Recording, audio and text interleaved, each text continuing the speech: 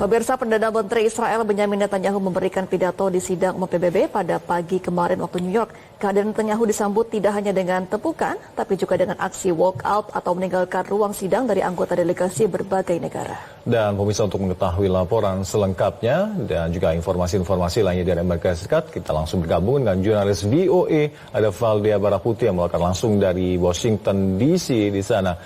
Valdia, apa saja sebenarnya isi pidato dari Netanyahu di sidang umum PBB yang mendapatkan respon walkout di sana?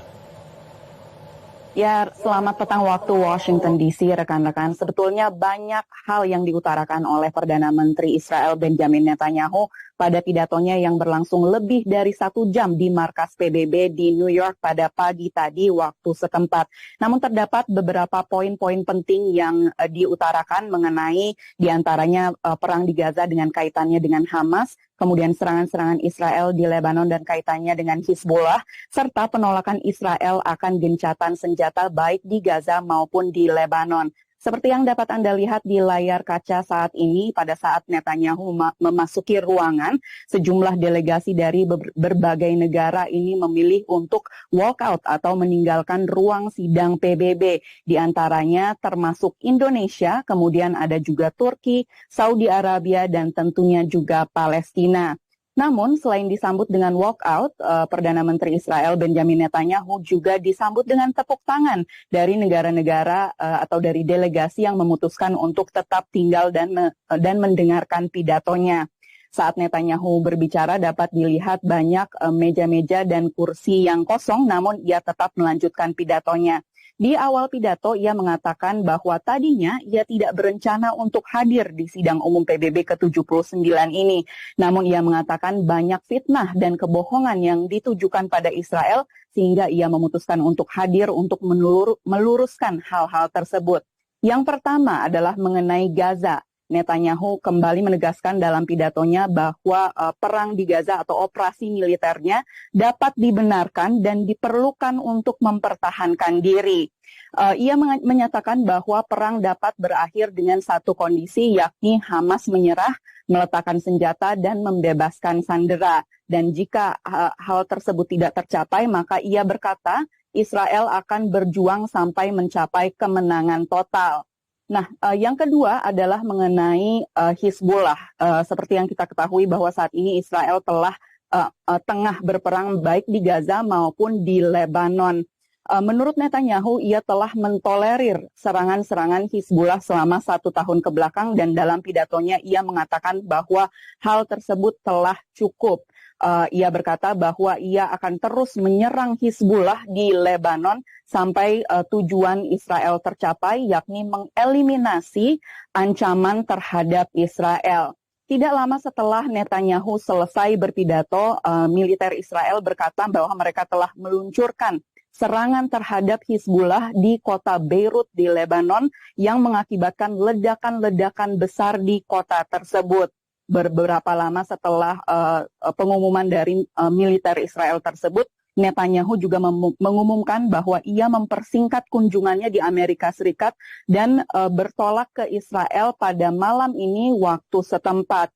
Kami juga mendapatkan laporan bahwa saat ini serangan Israel di Beirut, Lebanon, terus berlangsung. Sementara seperti yang dapat Anda lihat di layar kaca ini, di luar markas PBB, ribuan orang demonstran ini berunjuk rasa untuk memprotes eskalasi militer Israel di Lebanon yang sedang berlangsung, juga pemboman yang terus berlangsung di Gaza. Selain itu, seperti yang dapat Anda lihat juga terdapat unjuk rasa untuk memprotes serangan Israel, tapi juga menuntut pemulangan sandera. Ya, rekan-rekan dan pemirsa, itulah update atau perkembangan terbaru mengenai pidato dari Perdana Menteri Israel Benjamin Netanyahu di sidang umum PBB di New York. Kita beralih ke berita lainnya. Ada satu hal permasalahan dunia yang dapat kita coba atasi bersama, yakni mengenai permasalahan sampah plastik.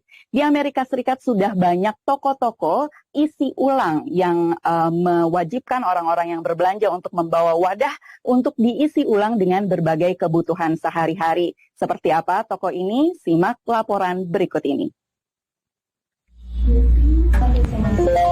Sebelum berbelanja di toko ini, wadah-wadah kosong seperti botol dan toples harus ditimbang terlebih dulu, lengkap dengan tutupnya. Setelah itu, pengunjung bisa mengisi ulang berbagai kebutuhan sehari-hari ke dalam wadah mereka.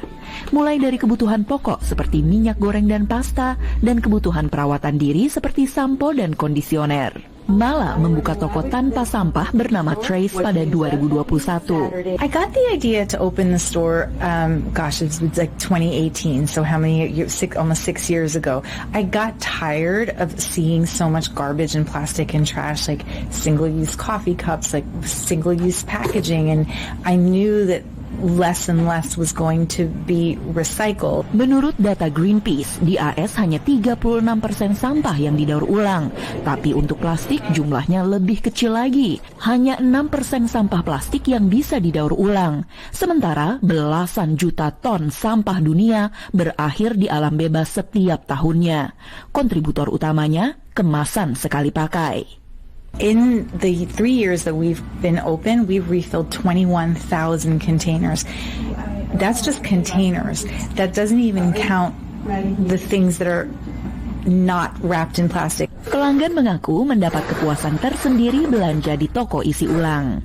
Oh, you feel good because, you know, you're doing your little bit for the environment, and the staff are very friendly and helpful, and they're very much into doing for the planet and the environment as well. So yeah, it feels good. Rekan-rekan dan pemirsa, di Amerika Serikat saat ini sudah ada sekitar 1.300 toko yang seperti ini, yang seluruhnya isi ulang maupun sebagian atau memiliki seleksi produk isi ulang yang besar. Saya dengar juga di Indonesia sudah mulai ada, begitu rekan-rekan. Kembali ke studio. Baik, terima kasih laporan Anda. Valdea Baraputi melaporkan langsung dari Washington DC, Amerika Serikat. Selamat bertugas kembali, kami akan terus menunggu update informasi dari Anda.